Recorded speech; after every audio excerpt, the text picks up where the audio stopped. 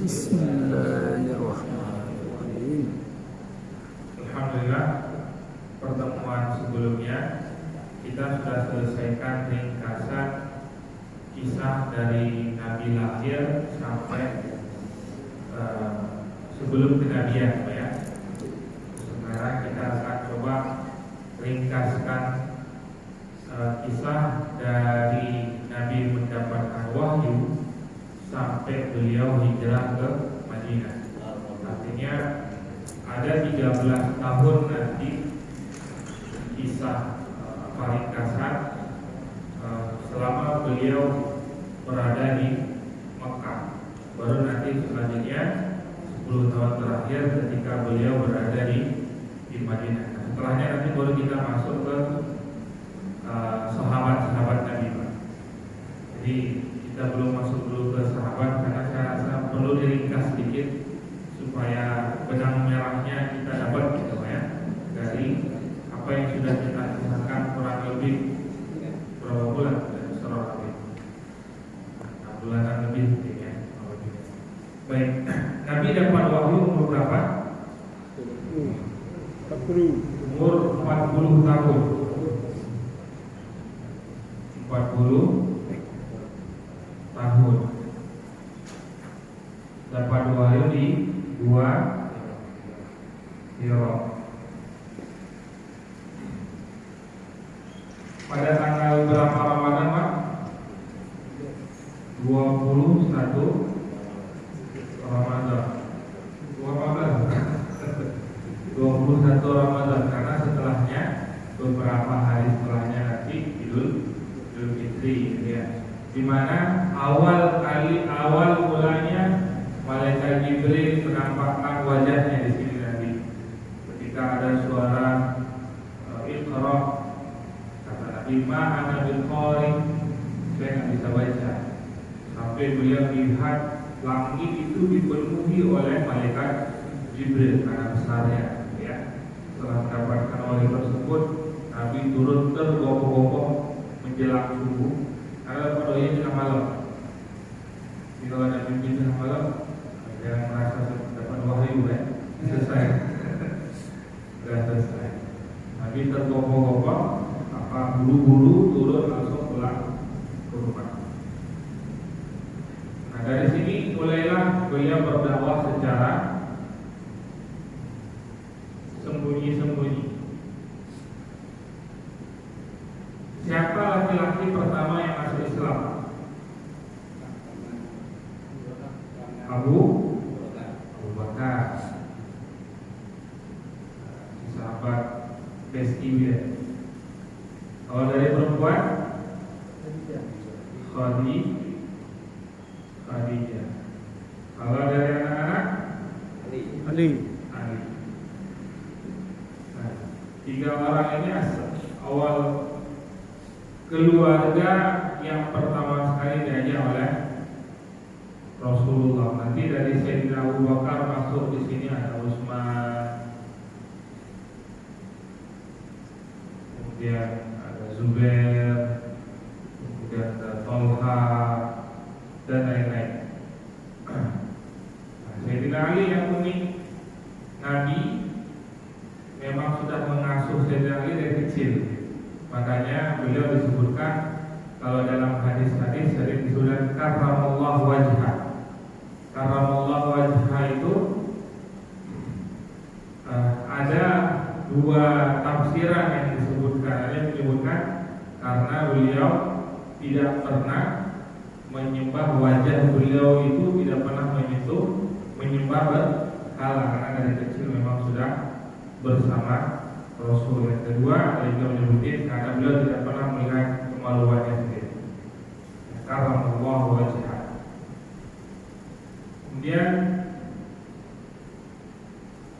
setelah 3 tahun, kemudian baru nanti Nabi diperintahkan untuk dakwah terang-terangan. Ketika dakwah sembunyi-sembunyi ini pusatnya di mana? Baitul Al-Arqam, ya, Baitul Al-Arqam, di mana beliau berkumpul di sana dengan para sahabat karena masih sembunyi-sembunyi lah, belum masih khawatir kalau terang-terangan itu akan menjadi musibah buat umat Islam yang sudah masuk Islam. Setelah 3 tahun dari mendapat wahyu, barulah Nabi diperintahkan untuk dakwah secara terang-terangan.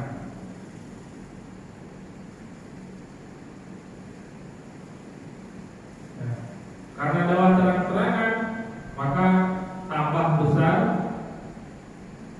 ujian dari siksaan dari Quraisy, sehingga Nabi perintahkan beberapa sahabat untuk hijrah ke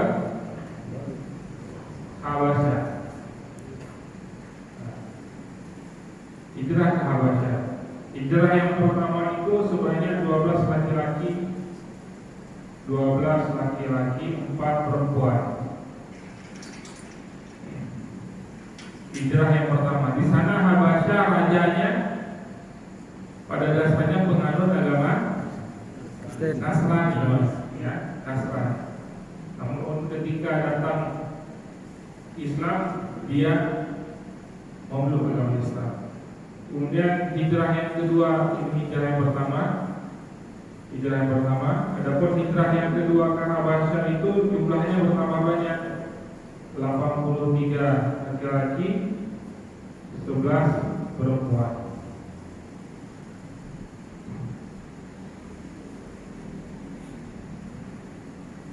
Setelah dakwah terang-terangan, sudah ada yang hijrah ke Habasyah, kemudian mulai Umar masuk Islam.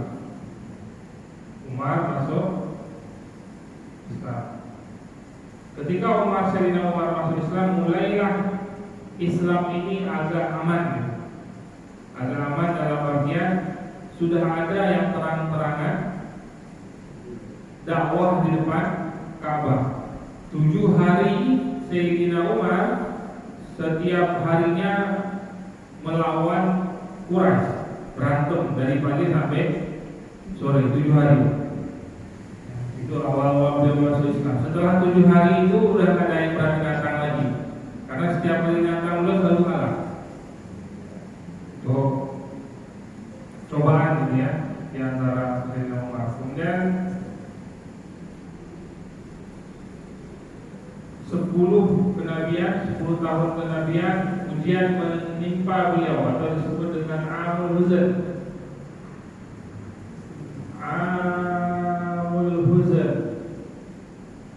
Tahun kesedihan, karena wafatnya yang pertama paman beliau ini orang yang selalu menjadi perisai, orang yang selalu pasang badan tiap kali Nabi mendapatkan siksaan, sehingga Quraisy agak sungkan ketika ingin berhadapan dengan Nabi karena ada paman Nabi. Namun sampai akhir hayatnya beliau tidak juga masuk Islam, sampai Nabi meminta dengan sungguh-sungguh gitu. Namun turun ayat Al-Quran, innaka la tahdi man ahbabta fa innallaha yahdi man yasha. Paman beliau ini orang yang nanti di akhirat orang yang paling ringan siksaannya.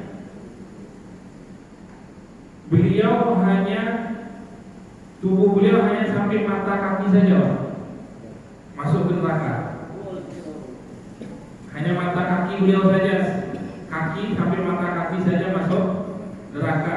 Dampaknya apa? Ubun-ubunnya mendidih. Itu yang paling ringan, Pak. Kalau masuk semua tubuh-tubuhnya bukan mendidih lagi, jadi ya hancur dibuat lagi. Kemudian setelah paman beliau meninggal, tidak lama meninggal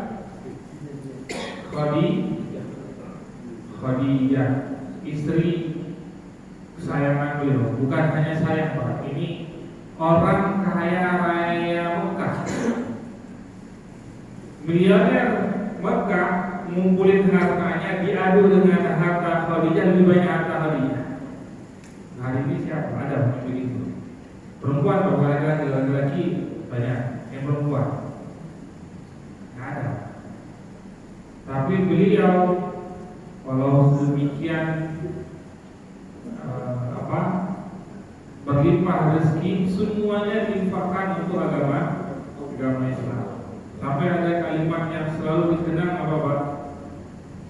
Kalau seandainya wahai suamiku, seandainya aku nanti mati terlebih dahulu, engkau ingin menyeberangi lautan dan engkau tidak memiliki perahu, maka galilah kuburku, ambillah tulang belulangku, jadikan dia sebagai jembatan untuk menyeberang lautan tersebut. Sampai meninggal pun beliau masih ingin menginfakkan apa yang beliau punya, tulang-tulang beliau sampai diinfakkan. Jadi kalau kita lihat maka wajar ketika Nabi mencintai Khadijah sampai-sampai Aisyah muda perawan cemburu dengan Khadijah, karena ya enggak berlebihan ketika Nabi setiap kali datang teman-teman Khadijah itu dijamu Pak, potongin kambing gitu ya. Dihidang. Kenapa engkau jamu mereka? Ini teman-teman Khadijah, ini teman-teman istriku dulu. Sampai Aisyah cemburu, apa kata Aisyah? Maka engkau masih ingat dengan si tua itu yang sudah mati. Nah, sampai keluar omongan tersebut gitu ya. Tapi Nabi mengingatkan Aisyah, wahai Aisyah, ada banyak hal yang tidak engkau miliki tapi dimiliki oleh Khadijah. Aku dengan Khadijah, aku memiliki anak, dengan dirimu aku enggak. Dengan Khadijah ada beberapa poin lainnya gitu ya.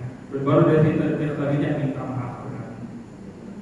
Poinnya pelajaran ya, jangan diingat-ingat nanti Aisyah bercemburu. Ya perempuan selalu bercemburu. Ada yang cemburu. Kalau ada berarti bahaya.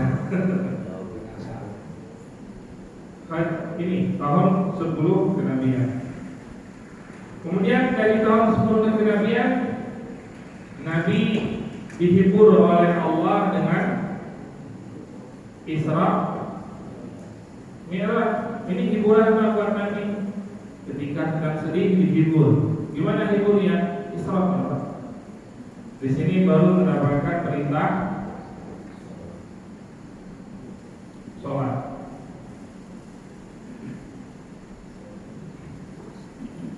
Ini kita cepat-cepat karena mengulang saja sedikit-sedikit. Kemudian Nabi hijrah ke Taif.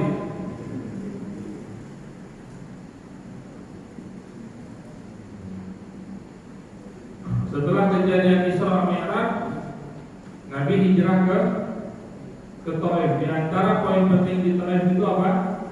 Ketika Nabi selesai diusir, dikejar, dilempar batu oleh penduduk Taif sampai kaki beliau beliau melipis beliau berdarah, namun beliau tahan jangan sampai itu kena tanah, karena kalau kena tanah itu tenggelam. Taif telan Nabi ingin itu. Ketika datang malaikat penjaga gunung datang kepada Nabi, ya Rasulullah, aku diutus oleh Allah untuk menerima perintahmu. Apabila kau perintahkan aku untuk membenamkan Taif, penduduk Taif, maka akan aku angkat gunung ini, akan benamkan mereka. Kata Nabi, innahum qaumun la ya'rifun, masa innahum qaumun, mereka kaum yang nggak tahu apa. Ya, jadi jangan kau siksa mereka, jangan kau kasih hukuman kepada mereka, karena aku berharap nanti dari penduduk Taif inilah akan keluar generasi-generasi yang akan membela agama ini, dan doa Nabi itu dikabulkan. Nggak berlama generasi berikutnya semua penduduk Taif masuk Islam. Dan juga diabadikan kalimat beliau ketika mengadu kepada Allah, ya, duhai Allah, kemanapun engkau perintahkan aku setelah ini, baik itu jarak yang dekat atau jarak yang jauh, dan di situ nanti aku akan dilempari batu lagi oleh penduduk sana, aku tidak peduli selama engkau ridho dengan aku. Ini diantara kalimat-kalimat poin-poin yang ada ketika berada di Taif. Kemudian setelah hijrah ke Taif, Nabi balik lagi karena di sana nggak ada yang masuk Islam. Balik lagi ada seorang sahabat, walaupun tidak masuk Islam, tapi menjadi sebagai penjamin Nabi sehingga Nabi bisa masuk lagi ke Mekah. Kemudian mulailah ada baiat Aqabah. Baiat Aqabah 1, ada baiat Aqabah 2. Inilah yang nantinya ketika Nabi hijrah ke Madinah, karena yang berbaiat inilah nanti yang menyebarkan Islam terlebih dahulu, sehingga ketika Nabi masuk kota Madinah, hampir seluruh penduduk Madinah itu hanya beberapa orang saja bisa dihitung, nggak banyak yang belum masuk Islam, selebihnya masuk Islam karena dari sahabat-sahabat yang berbaiat dan juga masuk Islam sebelum Nabi hijrah ke Madinah. Di baiat pertama ada 73 laki-laki, 2 perempuan.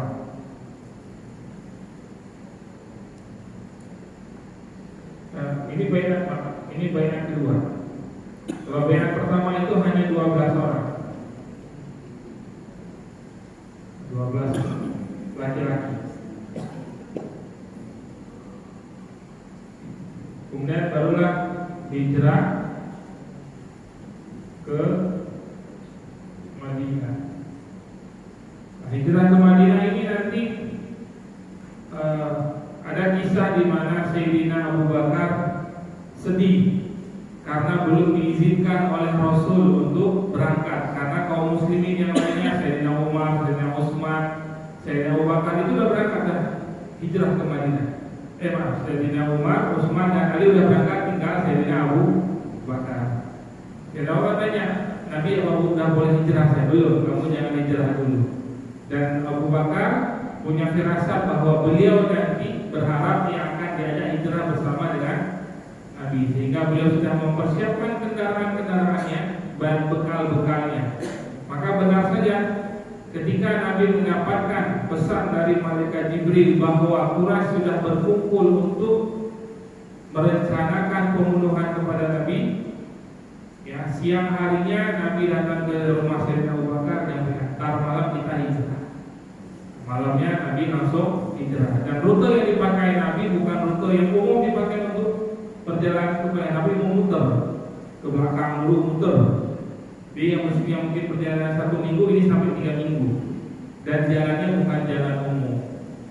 Yang di situ nanti ada kisah bagaimana Nabi bersama Sayyidina Abu Bakar berada di dalam gua Sur. Di situ sebelum Nabi masuk, Sayyidina Abu Bakar nutupin celah-celah yang lubang-lubang yang ada di situ, kecuali 1 lubang sisa, habis itu. Untuk nutupnya nggak ada lagi, sehingga ditutup dengan kaki beliau. Dan Nabi karena kelelahan tidur di atas paha Nabi. Tidak lama kaki beliau itu digigit sama ular. Setelah digigit dengan rasa sakit yang begitu bisa karena racun sampai menetes keringat beliau, ya, keringat mengenai Rasulullah, dan Rasul terbangun. Ditanya oleh Rasulullah, apakah engkau menyesal wahai Abu Bakar hijrah bersamaku? Artinya susah-susah begitu. Kata Sayyidina Abu Bakar, bukan ya Rasulullah, tidak ada penyesalan begitu. Bahkan aku merasa senang bisa berhijrah. Tapi kakiku digigit ular. Kan kakinya masih ada digigit sama ularnya di tengah. Akhirnya oleh Rasulullah dicopot ularnya dan diludahi. Seketika langsung sembuh. Tapi karena gigitan itu beliau jalannya agak pincang. Ya, agak gimana sih kalau kita sakit gitu ya. Ada yang bisa menyebutkan riwayat bahwa ular itu sendiri ternyata sudah menunggu Nabi di situ ratusan tahun. mendapatkan wahyu, hewan-hewan kan sudah tahu ya, bahwa nanti Nabi akan singgah di sini. Maka kan tadi apa? Udah 100 tahun lebih kutunggu di sini malah ditutup tuh bang. Makanya patok. Nah itu kisah yang lainnya ya. Bulan pingin juga bertemu dengan Rasul. Kalau kita kalau ada yang pingin ketemu begitu dengan barang pasir, mendingan nggak usah ya. Apalagi seperti Sayyidina Umar ya, ketemunya apa? Barang buruannya apa? Singa sama harimau. Kita hari ini dia dalam sangkar ya kita ketakutan. Belum lepas kalau kebun binatang ya, dia loncat, padahal dia di dalam sangkar. Baik, setelah hijrah ke Madinah, masuk berikutnya fase selama berada di Madinah. Ada kesulitan.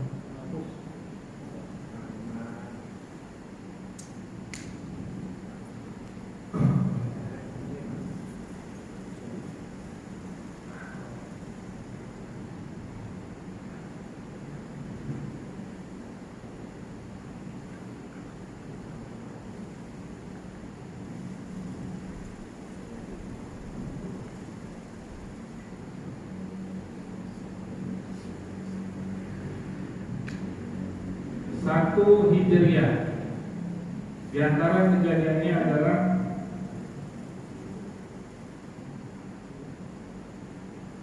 beliau nyampe ke Madinah, yang beliau pertama lakukan adalah mendirikan masjid. Sebelum sampai ke Madinah sendiri, beliau sudah mendirikan masjid Quba, kemudian baru diberikan masjid Nabawi. Nah, proses Masjid Nabawi ini pun kata Nabi ketika beliau awal masuk kota Madinah, onta beliau itu rebutan orang ingin ngambil. Nabi mampir ke rumah saya saja. Kata Nabi, jangan ada yang pegang tali kekang onta. Onta ini ada yang mengarahkannya. Biarkan dia pergi sendiri. Maka ketika itu onta itu datang ke satu tempat, duduk di situ. Kemudian bangun lagi di tempat duduk onta itu dijadikan masjid Nabi. Kemudian ontanya lanjut perjalanan berhenti di salah satu rumah, yang mana rumah tersebut adalah masih keluarga besarnya Nabi, ya dari pihak ibu, karena Nabi sendiri kan ibu beliau orang Madinah. Masjid Nabi kemudian mempersaudarakan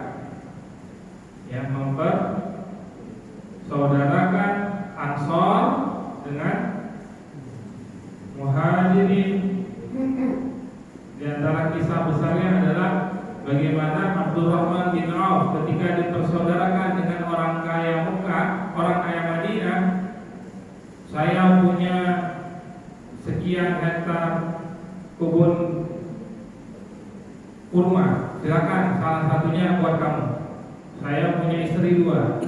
Lihat mana yang kamu suka, saya ceraikan, nanti buat kamu. Kata Abdurrahman bin Auf, enggak usah, terima kasih. Kalau kita pilihan berat untuk ditolak. Udah kubur, udah sama rumah-rumahnya. Kata Abdurrahman bin Auf, tunjukkan aku pasar.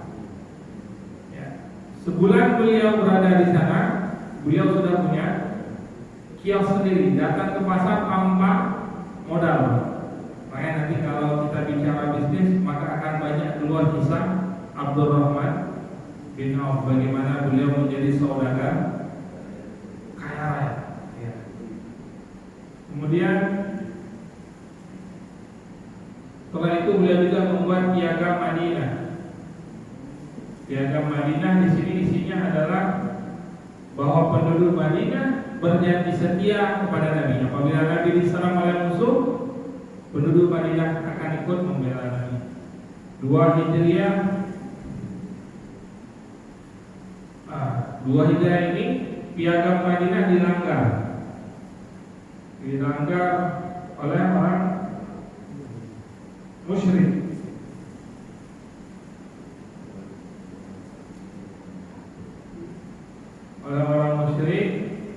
Di sini juga terjadi perang Badar. Perang Badar, perang pertama sekali antara kaum muslimin dengan kafir Quraisy. Kalau dalam kisahnya di mana Pak, perang Badar itu peperangan yang sebenarnya kaum muslimin pun tidak ingin.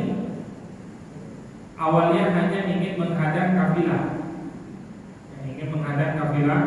Mekah yang pergi ke Syam. Ternyata mereka ingin ngejar kafilah ini. Ternyata kafilah ini cepat jalannya, ya. Pimpinannya pintar mengatur strateginya sehingga Pak bisa lolos. Penduduk Mekah menyangka bahwa kafilahnya ditawan, maka mereka mempersiapkan pasukan. Maka nanti apa? Orang Quraisy itu ada di salah satu sisi Badar, kaum muslimin di salah satu sisi. Dan terjadi pertempuran. Sebelum terjadi pertempuran, malam harinya terjadi hujan yang cukup lebat. Yang ada pun di bagian kaum muslimin hujannya rintik-rintik sehingga pasukan muslim itu tertidur. Quraisy hujannya lebat sehingga pas paginya ketika injak tanah agak kesulitan jalan karena masuk itu. Ya, sehingga apa? Mudah diserang oleh pasukan muslimin. Ya. Kemudian ini peperangan pertama, dan di perang Badar ini banyak pemuka-pemuka Quraisy yang mati. Ya, Abu Jahal mati di situ. Yang tersisa di Madinah, yang tersisa di Mekah itu cuma Abu Sufyan dengan Abu Lahab. Ya, nanti Abu Lahab mati karena dipukul pakai tongkat, lukanya korengan mati. Perang Badar. Kemudian 3 Hijriah, Perang Uhud. Perang Uhud, semua kisah menyebutkan kaum muslimin kalah, namun kalau kita lihat dari kisah bahwa kaum muslimin hanya kalah sesaat gitu ya. Tapi dipukul, yang berikutnya dipukul mundur Quraisynya ya. Sampai nanti besok harinya Quraisy karena melihat pasukan muslimin sudah kalah, mereka ingin menyerang ke Madinah. Turun wahyu, ya, kata Nabi menyampaikan kepada penduduk Madinah, semuanya ikut perang kemarin ketika Uhud, semuanya ikut lagi, nggak boleh nambah satu pasukan itu. Sehingga beberapa sahabat ada yang menjadi poinnya adalah ada 2 bersaudara, ya, remaja 2 bersaudara, yang mana dua-duanya terluka parah, sehingga mereka katanya untuk jalan pun sudah tak bisa. Maka mereka gimana caranya? Mereka saling gotong, Pak.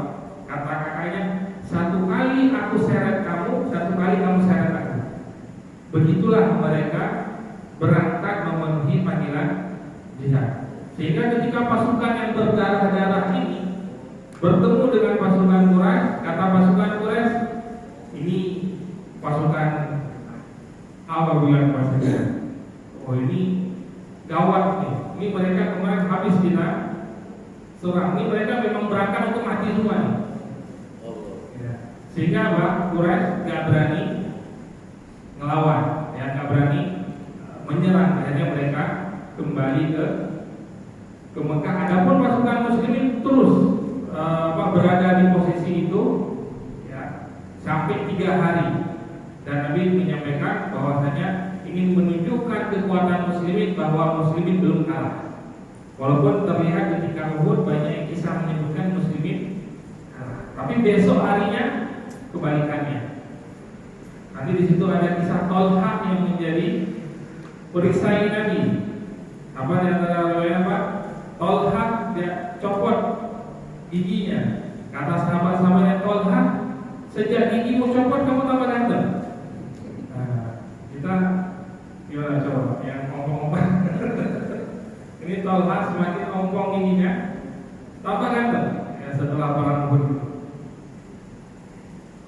Kemudian 4 Hijriah,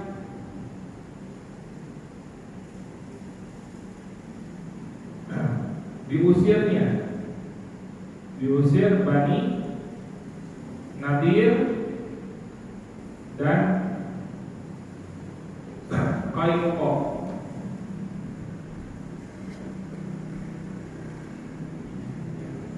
Dua suku Yahudi dari tiga, dua dari tiga suku Yahudi diusir dari Madinah. Bani Nadir gara-gara Yahudi membunuh kaum muslimat, bukan muslimahnya. Jadi ada muslimat sahabiat gitu ya, belanja di pasarnya Yahudi, diganggu, dibuka auratnya, sehingga muslim yang datang ke situ dibunuh tuh orang yang ganggu sahabiat tadi, sehingga kaum muslimin tadi ini yang bunuh dikeroyok oleh orang Yahudi dan meninggal. Nabi nuntut ya, yang menyerang kaum muslimin, yang memulai semuanya serahkan kepada kami. Ya, biar kami yang adili, maka selesai masalah. Nadir nggak mau nyerahin, Pak. Ya, maka di antara sifat Yahudi yang hari ini masih sama. Makanya kenapa kalau orang Yahudi itu satu tawanan mereka itu bisa ditukar dengan ratusan tawanan dari Palestina. Ya, itu di antara sifat mereka, mereka takut banget kehilangan satu dari mereka. Nah, ini Bani Nadir nggak setuju, akhirnya diusir. Kalau Qainuqa, ketika Nabi datang untuk meminta bantuan dari suku Yahudi, Qainuqa karena pimpinan ini berteman dengan salah satu pimpinan suku yang anggota sukunya itu dibunuh oleh sahabat Nabi, ingin membayar diat gitu ya, 100 ekor unta. Ternyata ada yang ingin melempar batu dari atas ke Nabi. Jibril datang menyampaikan, akhirnya Nabi pergi. Tahun 4 Hijriah, Qainuqa nanti akhirnya keluar, nanti mereka kumpul semuanya di Khaybar. Nanti ini ada kisah sendiri. Khaybar, pusatnya orang Yahudi. Kemudian 5 Hijriah,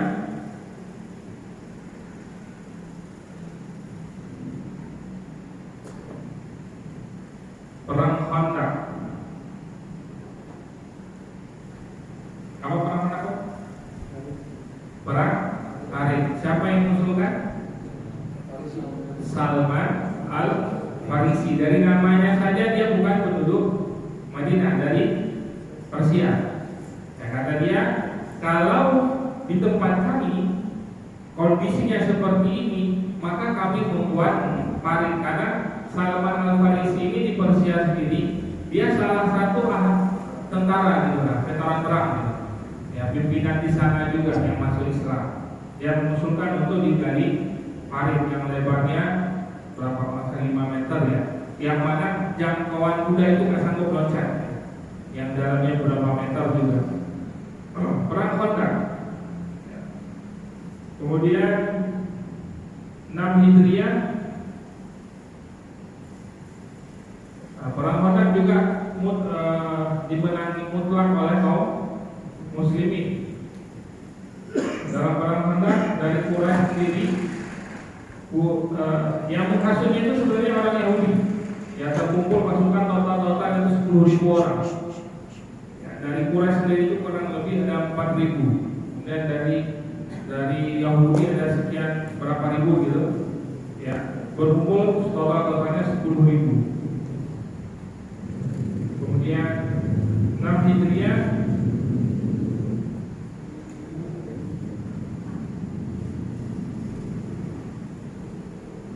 Perjanjian Hudaybiyah.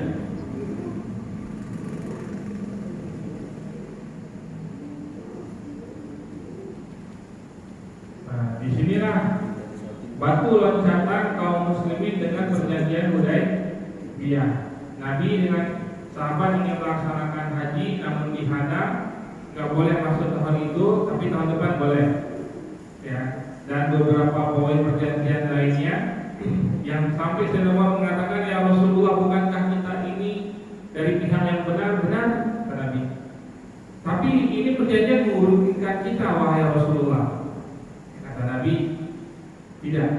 Ini malah menguntungkan untuk kita. Dan itu nanti dibuktikan dari perjanjian Hudaybiyah itu.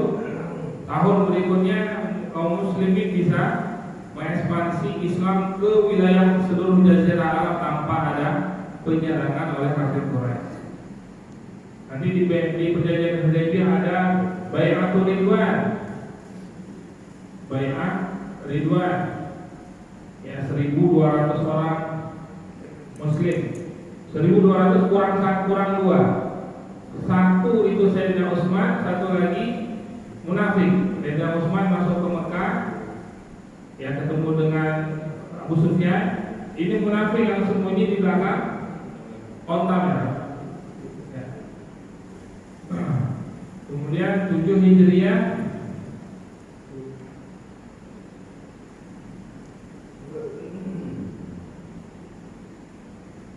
Nabi mulai menyisir maksudnya mulai mengamankan menyisir Yahudi. Ya. 7 Hijriah. Kemudian 8 Hijriah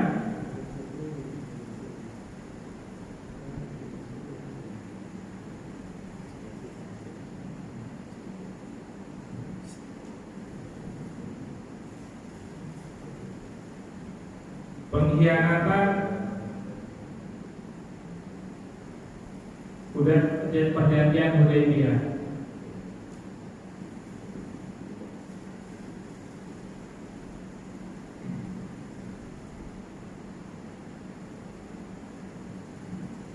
Kemudian masuk 9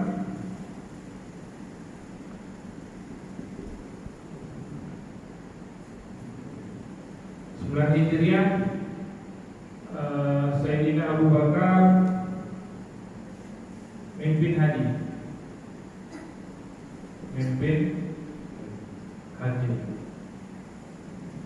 Nabi belum ikut nih di 9 Hijriah.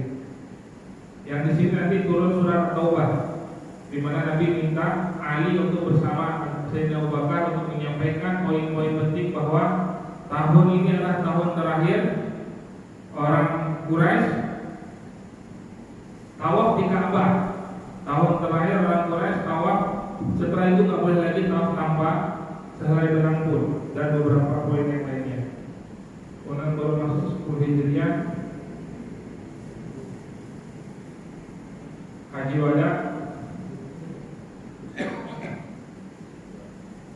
Haji Wada.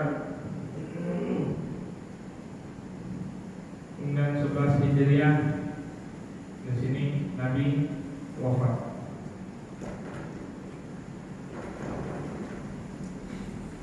Berikut flashback sedikit Pak terkait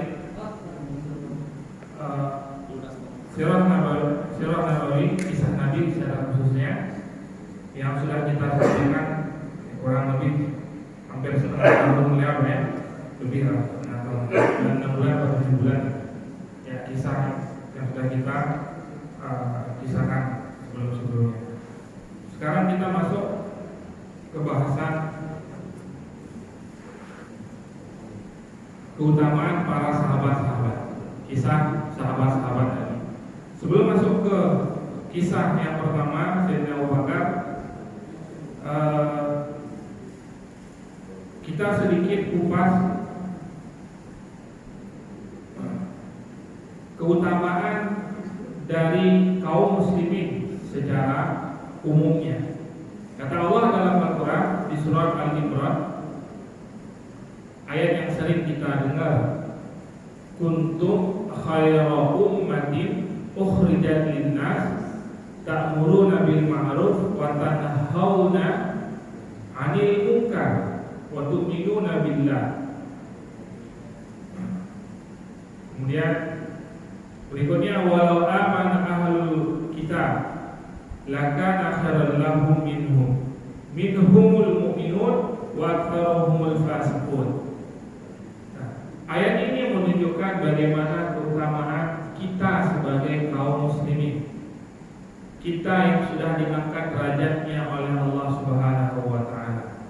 Namun hari ini kita lihat kita sering sekali masih berkiblat kepada sandaran-sandaran yang sebenarnya kita malah menurunkan kualitas kita sendiri. Hari ini Pak, ketika kita punya masalah,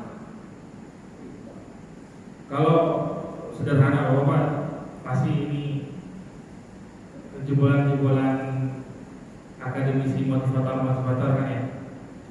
Kalau sering-sering motivator itu biasanya apa Pak bahasanya? Kata simpulan.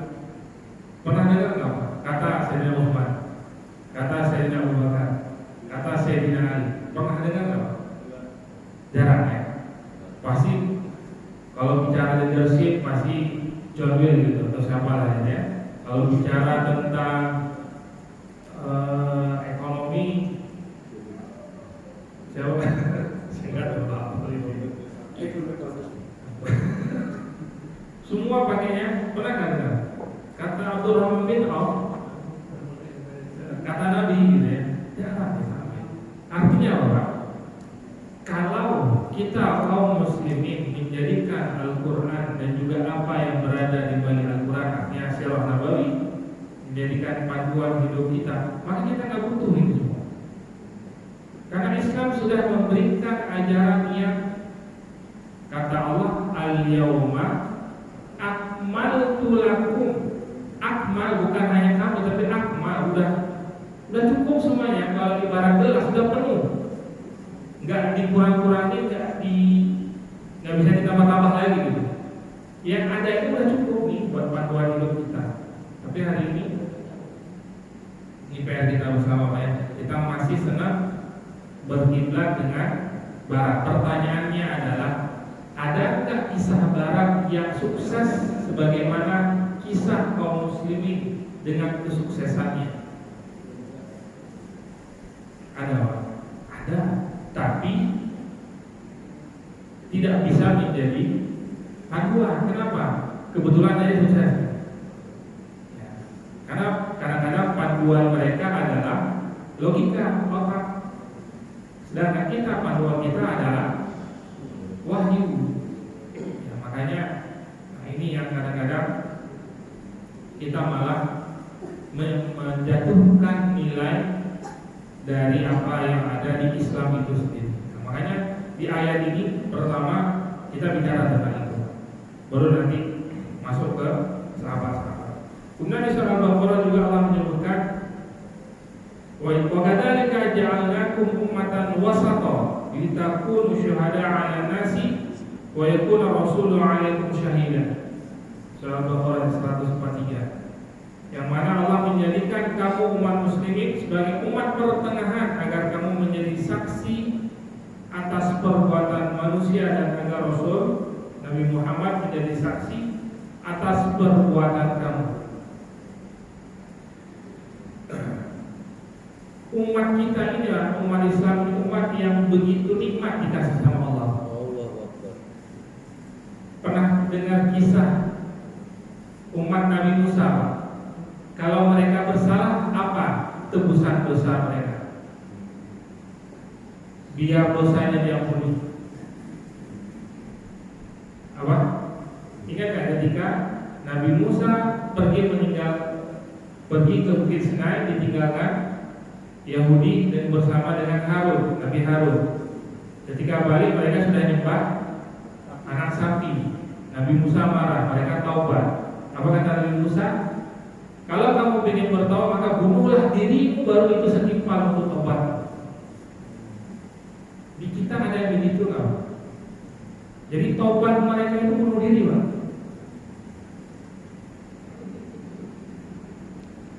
Gimana, Pak?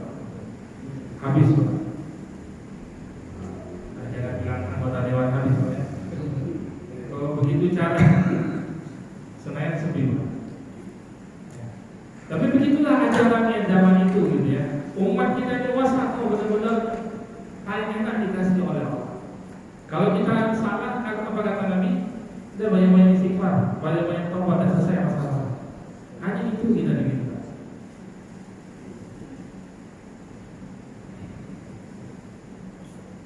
Nabi Nuh, ya Nabi Nuh dakwahin umatnya selama 950 tahun. Ketika Nabi Nuh berhadapan dengan Allah, menyampaikan bahwa aku sudah berdakwah ke umatku selama 950 tahun. Apa kata umat Nabi Nuh? Itu di hadapannya ditampain neraka-neraka. Enggak, bohong ya. 950 tahun loh. Kata umatnya, Bang, enggak, bohong dia. Kata umat Nabi Nuh.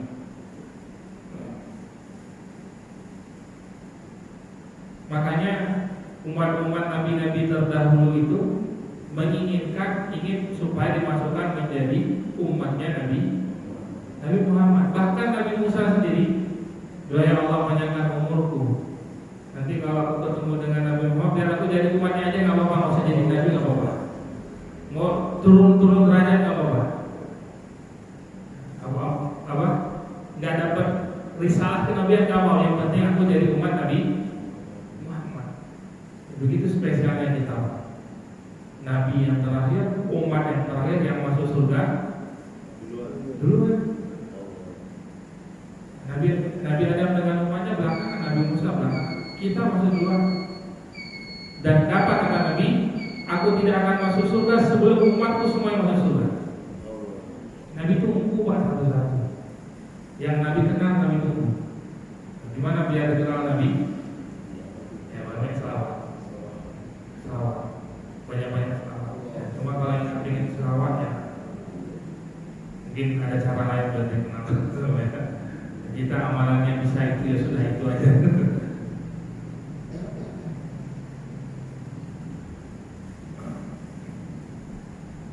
Baik, kemudian ini saya pakai kitab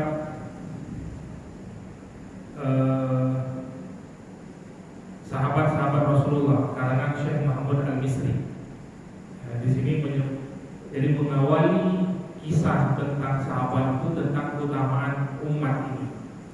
Karena nanti kita akan bicara bagaimana sahabat-sahabat mulia ini tidak bisa dijatuhkan, gitu. Nggak boleh difitnah, nggak boleh diceritakan yang nggak benar.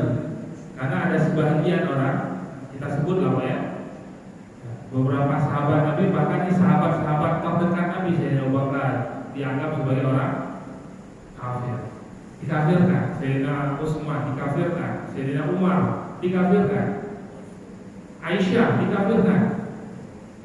Padahal mereka ini adalah sahabat-sahabat mulia semuanya. Bahkan Sayyidina Umar, Sayyidina Abu Bakar, Sayyidina Umar, kuburan beliau di samping kuburan Rasulullah.